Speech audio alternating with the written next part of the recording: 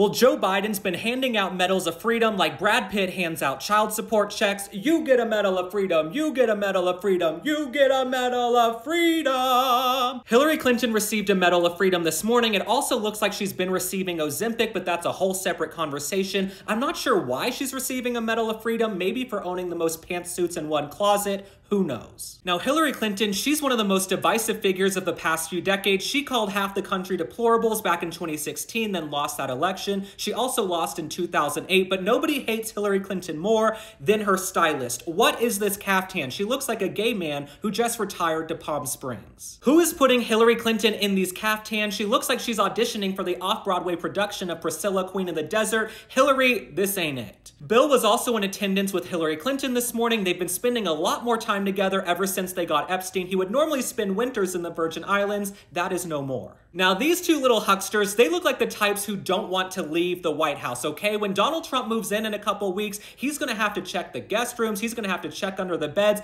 I don't think they're gonna wanna leave. I wouldn't be shocked if they're in the fridge right now rummaging through. Now, Joe Biden also gave Magic Johnson a Medal of Freedom, and let's just say the man looks gleeful. He looks like Elton John on his wedding night, but nonetheless, let's move on. Joe Biden also gave Liz Cheney a Medal of Freedom for being a good little Republican defector, but Liz Cheney, do you ever smile? Are you okay? How are you gonna grift so much and never crack a smile? When you go to the dictionary and look up the word dour, there's a picture of Liz Cheney. I don't understand Liz Cheney. If you're gonna sell your soul for profit and fame, at least commit to the bit. Remember when she was on the campaign trail with Kamala Harris? She looked like she'd rather be getting a colonic. She looked miserable. Joe Biden also gave the editor-in-chief of Vogue, Anna Wintour, a Medal of Freedom. I guess that's what you get if you put Jill Biden on the cover of the magazine 3 times. Also, what is happening in this picture? Why does Joe always look like that creepy uncle you don't want to hang out with at Thanksgiving? What's going on?